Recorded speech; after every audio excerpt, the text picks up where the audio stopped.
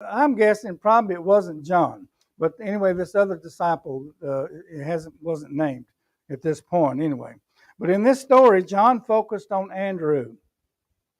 He had heard John the Baptist talk about the one who was superior to him. Andrew watched as his teacher pointed people to Jesus and listened as he declared him to be the Lamb of God. Andrew needed no other proof. You know what I mean? That's saying a lot. He needed no other proof. He simply followed Christ. And you know, really, shouldn't that be us? That we simply follow Christ? Gosh, I can't remember the saying. I was going to write it down. Robert Jeffress made. Can't remember how it goes now. Maybe I'll think of it, but it applies. They're here in the following Christ. Anyway, what it is, it's kind of, this is not exactly how I said it, but if you're willing to follow Christ, you'll be willing to give up what is most important to you. Now that says a lot. If you're going to follow Christ, you should be willing to give up what is the most important. You know, I don't want to say, well, what's most important to me? Be like I had a Catholic friend, and his family, of course, they'd give up Lent. You know, his daddy was, every time you saw him, he had a cigar in his mouth. He gave up cigars one year. He said, I ain't going to do that again. Give up something that you don't like. Yeah.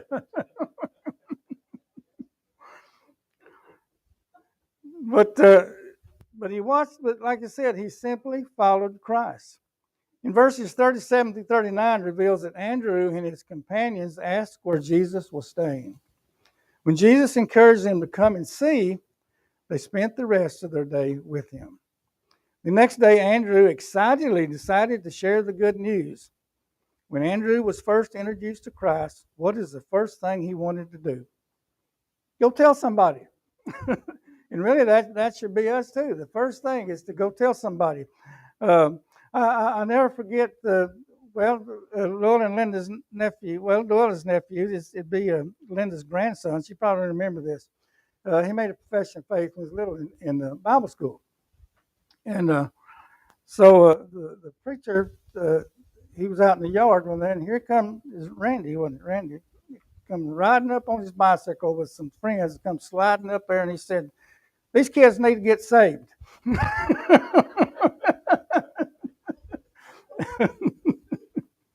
Well, he had to tell somebody. But I remember things that aren't important sometimes. But that was important, I thought. But anyway, he wanted to share the good news. When Andrew first introduced to Christ, the first thing he wanted to do, like I said, he wanted to tell someone. And the first person he wanted to tell was his brother, Simon, later known as Peter. Once he had encountered Jesus himself, Andrew made it a priority to share his message with those closest to him. You know, this is the same today. I mean, there's nothing changed. When we encounter Christ or we met Christ, that we should want to tell someone. When he went looking for his brother, he didn't wait until Simon happened to come to him. You know, that's something. Well, next time I see him, I'll if I get the opportunity, it's right. Well, I'll tell him. No, he went to his brother. He didn't waste any time. And we don't know if Simon also had been searching for the Messiah, but Andrew's response reflects genuine love and concern for one who needed to meet Jesus. This should be our desire too, our concern for those who need to meet Jesus. We don't know the complete conversation Andrew had with Simon, but it was probably more lengthy than the 5 words John recorded. But these words were enough. We have found the Messiah, which is translated the Christ. Was this what they had learned from the Old Testament scriptures? Was this the Christ they had been looking for? You know, so many, they look for a world leader, someone to take over the Roman rule and defeat it. But it's hard to, of course, I guess, it's easy for us to say it's hard to understand, but Jesus was prophesied all through the Old Testament. And to hear this and say, well, this is what's been prophesied. and to accept that. But they had heard the preaching of John the Baptist also, professing Jesus Christ. Later on, Peter confessed that Jesus was indeed the Christ. Remember the question, Jesus, who do you say I am? You know, who do others say I am? He said, well, who do you say I am? Andrew was not satisfied telling his brother about finding the Messiah. He took things a step further and brought Simon to Jesus. In other words, he grabbed him, come on, I want you to meet him. You know, I've told you about the Christ, the Messiah. He's here. Now you come on. I want you to meet him. Andrew also wanted Simon to see Jesus for himself. As soon as Jesus saw Simon, he made a pronouncement that would change Simon's life. He did not explain how he knew that he was Simon, the son of Jonah. Jewish customs often identified individuals with their father, by their father. And you know, I'm thinking, you know, we grew up, especially if you're up in a small town, people knew you as, you know, something like, well, you were Floyd Taylor's son. Knew us that way, and this is how Jesus identified Simon Peter, Simon the son of Jonah. But obviously, in his omnipotence, I say that right, I guess, Jesus knew all things. Jesus made a prophetic declaration: "You shall be called Cephas," the Aramaic form of the Greek name Peter. Both names refer to stone or rock, and became a disciple of Jesus. Petrus, yeah, Petrus, rock, yeah, is rock. Like Peter, our true identity is found in following Jesus. You know, that to me, that says a lot there too. Our true identity. Our true identity should be found in following Jesus. You're the son.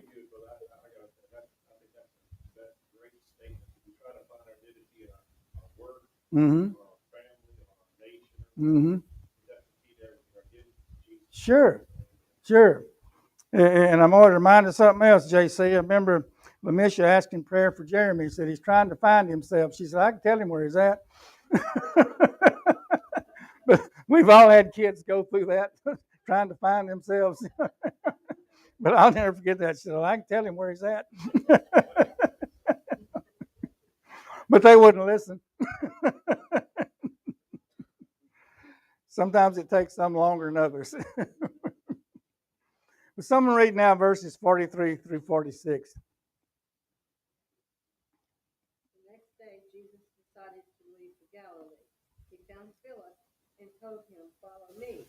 Now, Philip was from Bethsaida, the hometown of Andrew and Peter. Philip found Nathanael and told him, "We have found the one Moses wrote about in the law, and so did the prophets, Jesus, the son of Joseph from Nazareth. Can anything good come out of Nazareth?" Nathanael asked him. "Come and see," Philip answered. You know, I can just picture this. Can you just picture that run around and say, he's here. He's here. The Messiah's here. Jesus is here. The one that was prophesied in the Old Testament. He's here. Come on. Come see him.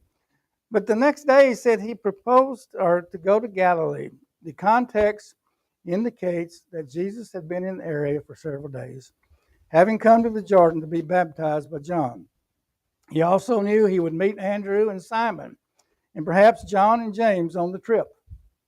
Jesus' hometown of Nazareth was in south central Galilee, a region ranging north of Samaria and reaching nearly to Tyre. That's T-Y-R-E. I had to look at it. It's pronounced like tire, like a car tire. Yeah. But Galilee was bordered on the east side of the Sea of Galilee. Andrew sought Jesus, but Jesus searched for Philip, as indicated by the term he found Philip. Jesus didn't by chance find Philip. Look at the two things, you know, the Andrew, you know, they went searching for Jesus, or they went searching for Peter, and then here, see, Christ comes searching for Philip. Works both ways, and there's times searching, you know, and and I don't wonder if it's a misnomer or what, but you know, we've heard the words "Jesus found me." Well, I don't know, you know, like I said here, we see Jesus was searching for Philip. He's searching for us, but he knows where we're at. He knows what condition we're in. But like I said, Jesus didn't by chance just find Philip. He intentionally looked for him. Anything Jesus does is not by accident or happenstance. Nothing is accident. Every move the Lord makes is by purpose and intent. Rather than an invitation, Jesus' remarks, "Follow me," contain the urgency of a command. Philip could have declined, but he did not. I'm surprised that Philip didn't say, "Well, I really don't have the time." You know, that's the biggest reason we're here today. Well, I just don't have the time. And I've heard someone say, and I've said it, you make time for what you want to do. And that's so true. You can go in fishing, JC, and we make time for it. But Philip, like I said, but he contained the urgency of a command. Philip could have declined, but he didn't. He believed Jesus was the Christ, and that was enough to commit his life to him. We do not know exactly where in Galilee Jesus found Philip. Maybe he was at Bethsaida, the city of Andrew and Peter, because Philip was from the same community. Situated on the northern coast of the Sea of Galilee, named, I guess that's Bethsaida. Bethsaida means house of fish or house of fishermen. Since Peter, James, and John were commercial fishermen, the town's identity appears fitting for a location with an abundance of fish. But there's no indication Philip was a fisherman. We don't know. We don't know what he could have been a merchant. We don't know. He could have been a farmer. He could have been a sheep herder. We don't know.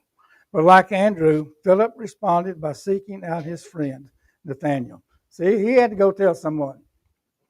Just as Jesus sought and found Philip, Philip intentionally found Nathanael. Scripture doesn't say much about Nathanael outside of this incident. He is mentioned as being from Cana, another city in Galilee. In this narrative, Nathanael may have been visiting Philip in Bethsaida. Before taking his friend to Jesus, Philip testified, "We have found him of whom Moses in the law and also the prophets wrote," which is a clear reference to Christ. We have found the one. And a little side note, I was thinking, and correct me if I'm wrong, all but two of the disciples came from Galilee, that area. Matthew and Judas were the only two. I think I'm right. Correct me if I'm wrong.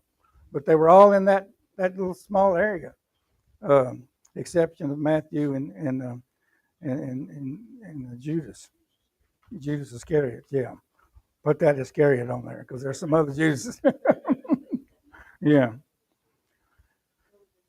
What? Judas, they were from around Judah. In other words, around Jerusalem and the area in there, I think. Outside of Galilee, in other words. They were outside. And there's another point when I get to it, I think it's kind of, well, I hate to use the word amusing, but it's something. But we understand that Joseph was Jesus' stepfather. Since God, let me back up. Jesus spoke of Jesus as being the son of Joseph and from Nazareth. We understand that Joseph was Jesus' stepfather since God was his true father. Philip naturally identified Jesus with Joseph in Nazareth as a matter of custom. This was brought out too as watching Robert Jeffrey was talking about the nativity. And this is, again, nothing by accident that legally Joseph was Jesus' father.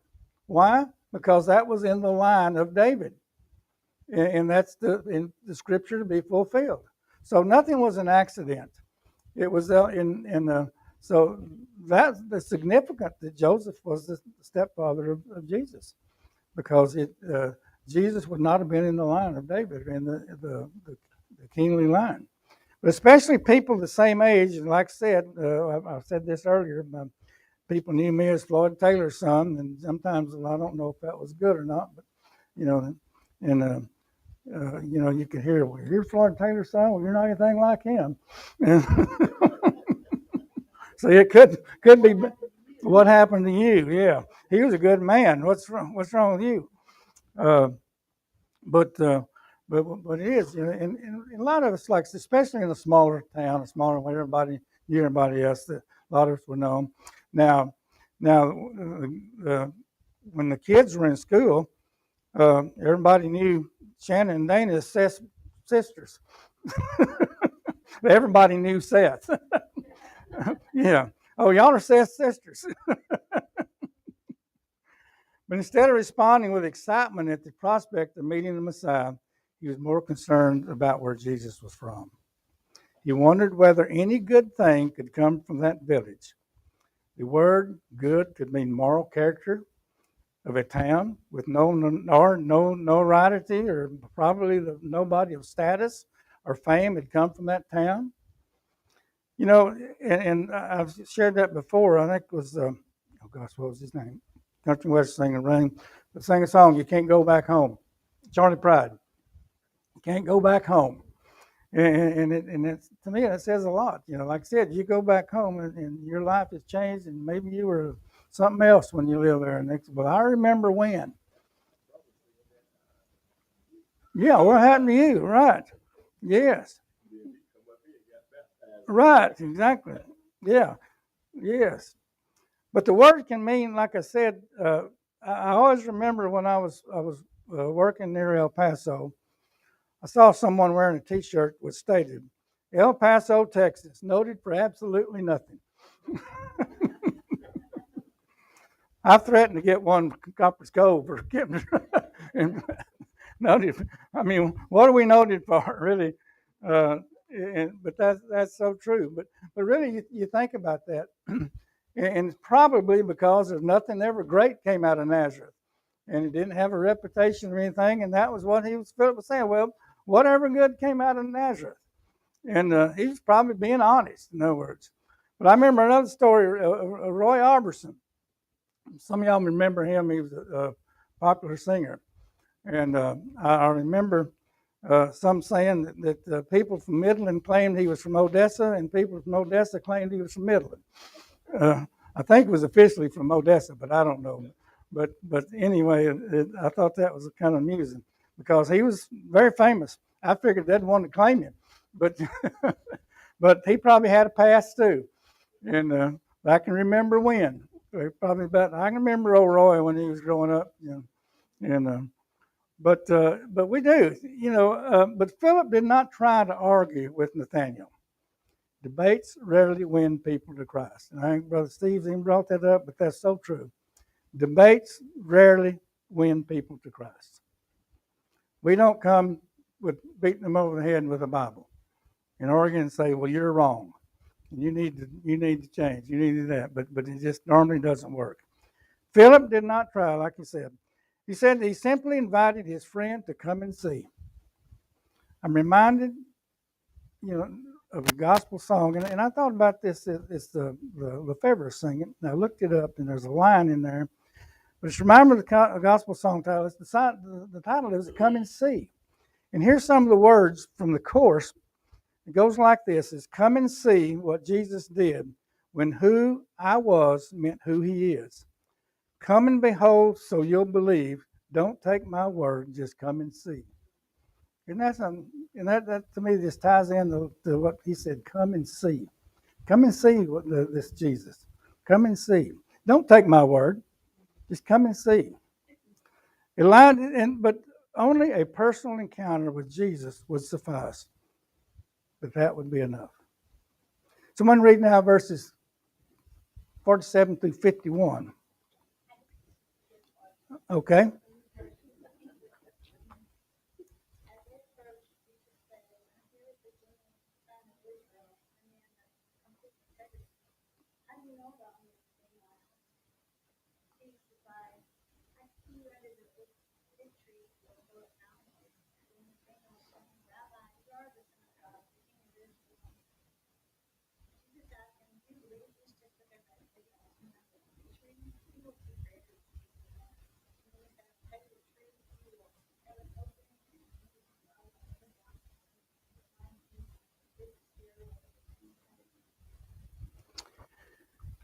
I was thinking when I looked at this verse, I don't think you could see Jesus when he called Matthew, "Here's a man of integrity,"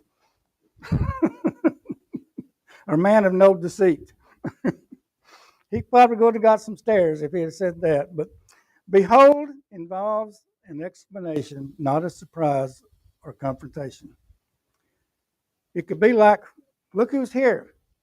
Not surprised at the person's appearance, but someone expected. When we're expected family, for Christmas or Thanksgiving and everything, and one of our grandkids or someone comes through the door, and I've said it to you, well, look who's here. It wasn't a surprise. It's just a phrase. Look who's here. And I think just behold, Jesus wasn't surprised. Look at it. Look who's here.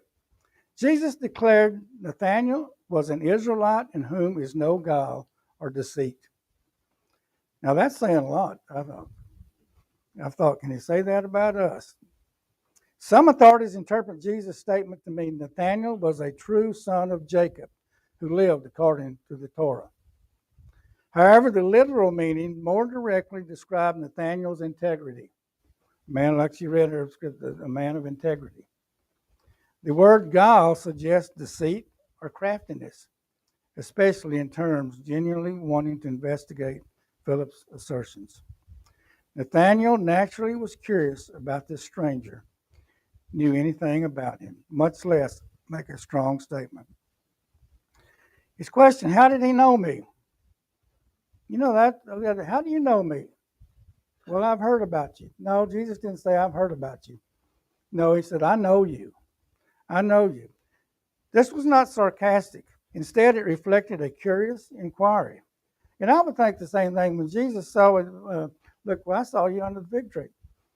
That just kind of blows your mind there. And he said, well, how did you know that? Jesus' answer was even more astonishing than his original declaration. Jesus said he had seen Nathanael before Philip called him.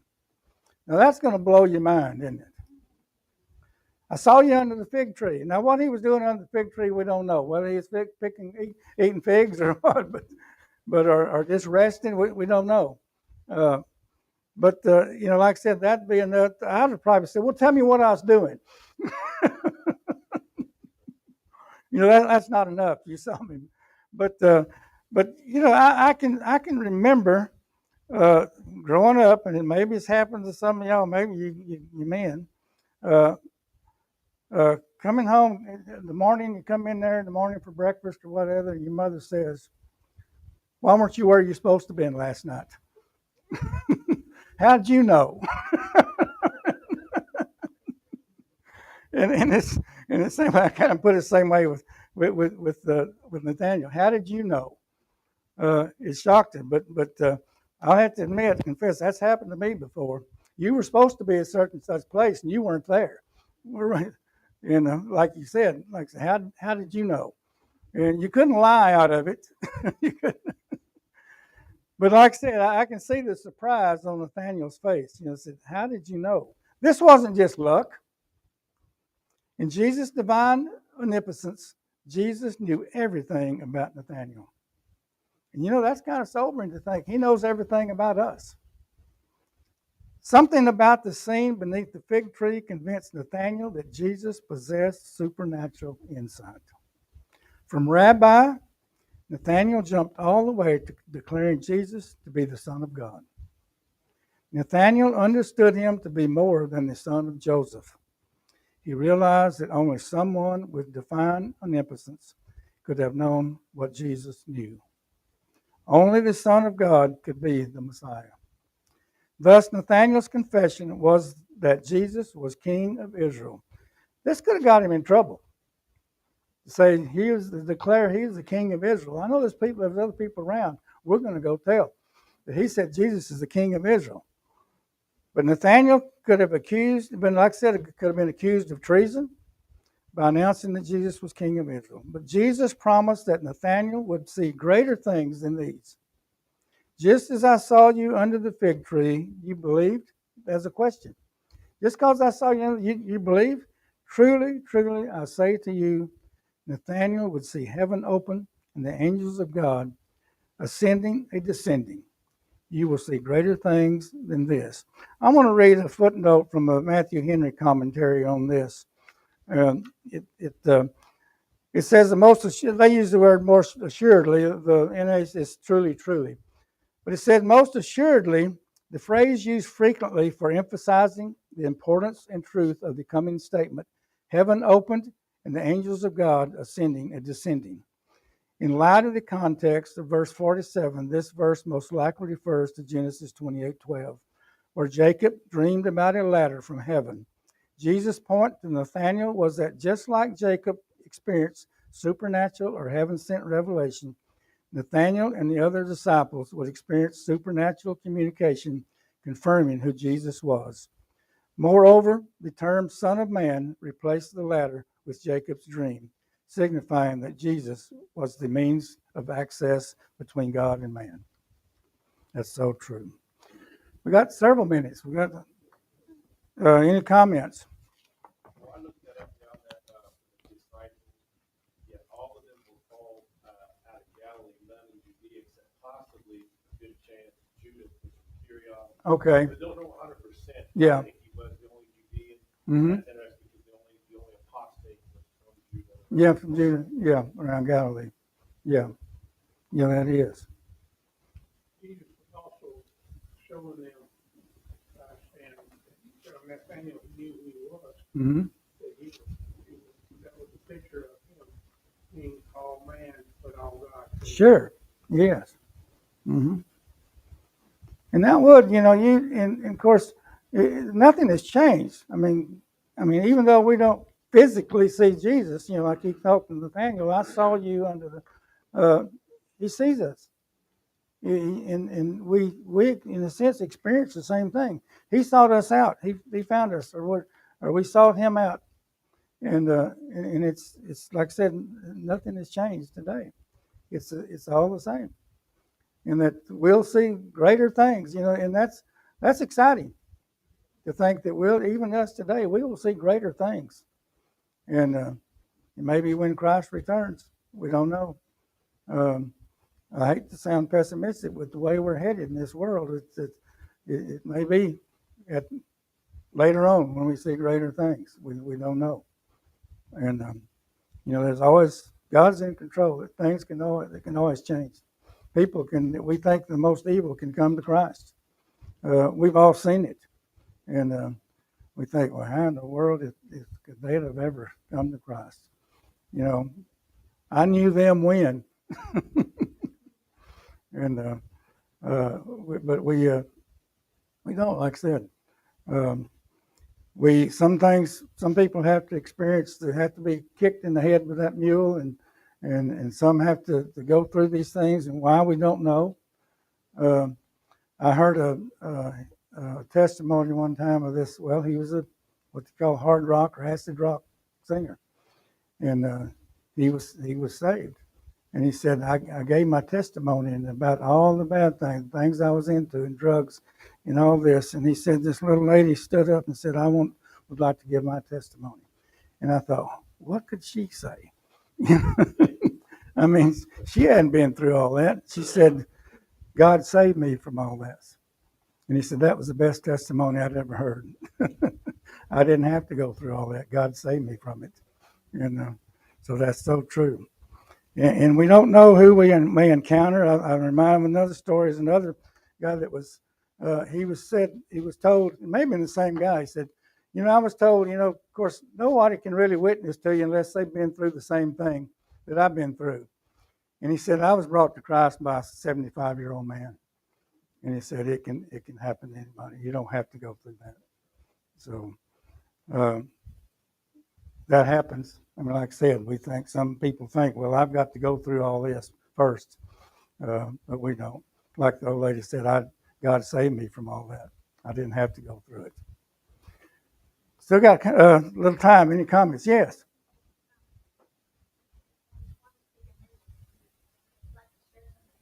Mm-hmm.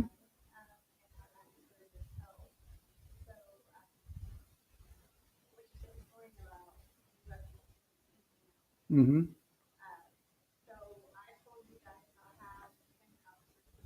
Yeah. Mm-hmm. Yeah.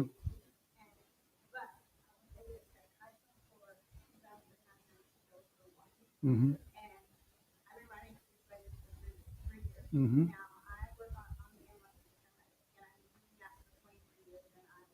Mm-hmm. Glad you do. I feel like it's a productive year too. In my job, I go, every summer I go to Restream. Mhm. Just recently, I was told by my employer that I can no longer write reports. If I do, I've been told that if I continue, I will be. Hmm. And it's been hard. This has been Mhm. December 1st. And I've been praying a lot about it. And Mhm. God is going to take tomorrow. He's already there. And I've got 2 documents. Amen. Amen. And I just can't get, I let Jesus do my job. Right. Yes. I just ask you guys, Yes. girls, and pray this ministry Mhm. isn't about me. It's about Mhm. God. Yes. I would ask that you would please Yes. put it in a way Mhm. Right. But Steve, in closing, would you pray for this and lift her up too in the job? Yeah, let's pray. Yes. Dear Lord, thank you